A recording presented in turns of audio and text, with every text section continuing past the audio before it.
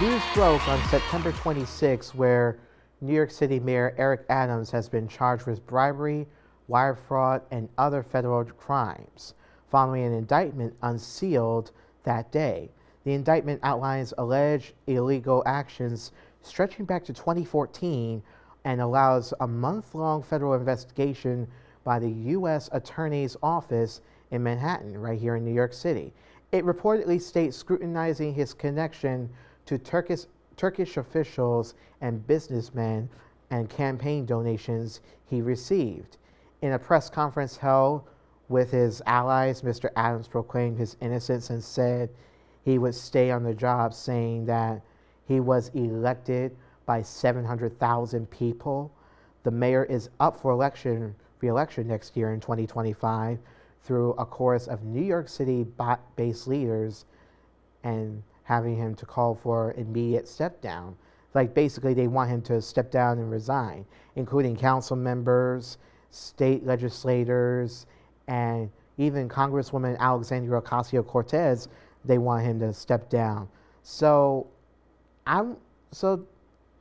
we have to think about this for the moment. Like, how do the charges of bribery and wire fraud against Mayor Eric Adams impact public trust in political leadership here? And we also got to think about like what are the broader implications for political accountability in major cities like New York, basically. And so it's like, listen, when I heard about this, I'm like, listen, I remain neutral because obviously he's running the city, but obviously he needs to do better than that, running the city, because, we've been through a lot here throughout New York City, and it's like, I don't know how else to describe it, because it's like, from what I hear from people is that they say that Mayor Adams is not a good person for mayor here, and I could hear and understand why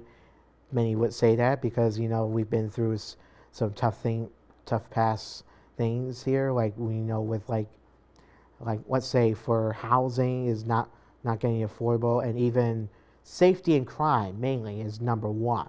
Let's just put it that way, because obviously I still remember the time that he said that New York City is the safest place in the world. Like, how is that the safest place in the world if you're still dealing with shootings throughout the city here?